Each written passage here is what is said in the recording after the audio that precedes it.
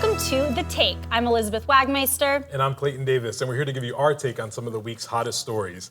This week we had TV, we had Cannes, and we have some Britney news. There's always Britney news these days, but first, Clayton, let's start off with the Emmys.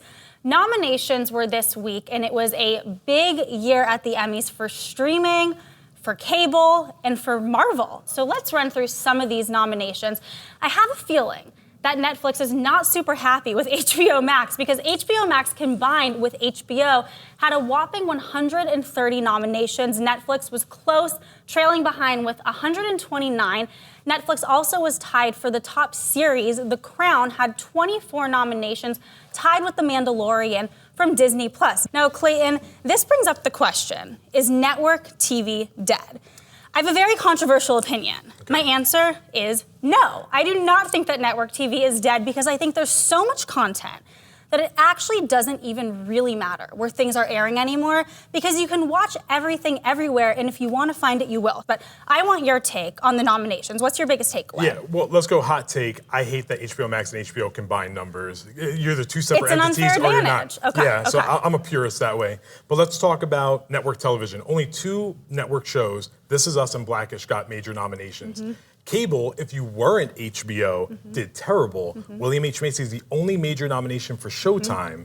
But on the positive side, we had record diversity. There's a person of color in every acting category. As a matter of fact, only 2 categories, lead actress drama and supporting actress comedy, had more than one, which would have been a record. So that part was great to see. And we've seen great strides with MJ Rodriguez getting nominated for Pose, first trans actress to get nominated, also second Latina in that category.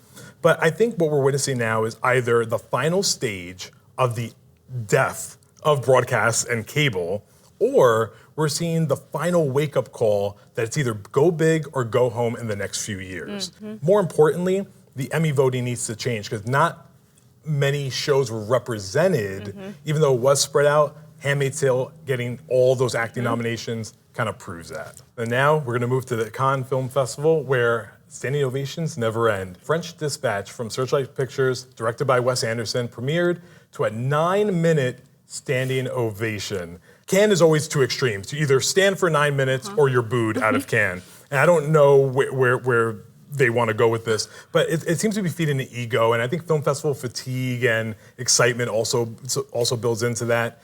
And I think what we're seeing now with Cannes in particular, films are premiering there, they're getting a little bit of a jump off, but we're also seeing a lot of films try to navigate what's going to be a very busy season. I'm not sure what we're going to see with these films that are premiering there now. Well, do you think, we're joking about the standing ovations and 9 minutes, like my hands hurt hearing you say that, but does this actually help at all when we're looking at the long road to the Oscars, seeing these headlines that you have a 9-minute standing ovation? Is there any impact with that?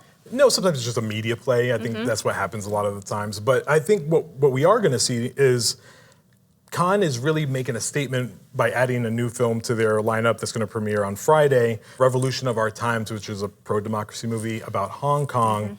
What we're going to see here is China going to retaliate and ban films from playing at the film festival forever? There's a weight and a reward here to what Cannes has to play with here. But more importantly, they should take the stand. If you're pro-democracy anywhere in this country, you fight for it, even if there are ramifications for it. And we've seen China kind of do that before with basketball when a lot of those social media plays were happening. I think now we need everyone who is pro-democracy to take the stand no matter what it costs in dollars. Well, moving on to another controversial story. I was at the courthouse this week for the latest Free Britney hearing, and Britney Spears herself once again appeared by phone to give a heartbreaking testimony. She told the judge that she was appearing because she wants to end her conservatorship without evaluation, and she wants to press charges against her father, Jamie Spears, for conservatorship abuse. Now, Clayton, we spoke last week about Britney's first hearing on June 23rd. Well, she gave more details and more allegations against her father and her conservators. She gave some specific details, such as she's not allowed to drink coffee, she can't choose what she eats, she got her driver's license taken away, and her hair vitamins were taken away. Now, these seem like trivial things to you and me, but this just proves that under Britney's conservatorship, she literally can't do anything for herself. Now, there was a huge win, though, for her at the courthouse. The judge granted her own attorney. This means that for the first time in 13 years, she's been under this conservatorship since 2008, that Britney was able to choose her own attorney. He spoke in court and he said, I believe that Jamie Spears should voluntarily resign. I think one thing that I've noticed, I'm sure you've noticed, how the Free Britney movement has really reached the Gen Z crowd. They're a generation that's about independence and being all about, rebelling against your parents and finding your voice.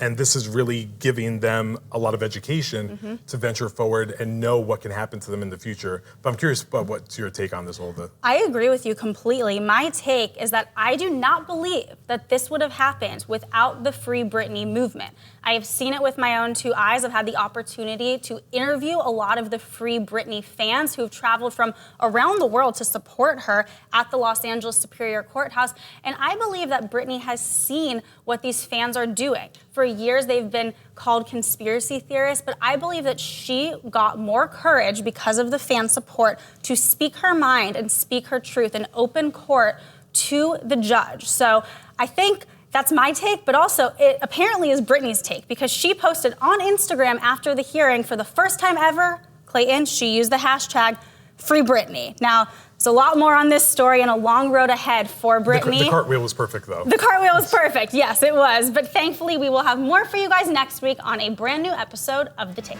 Thanks for watching.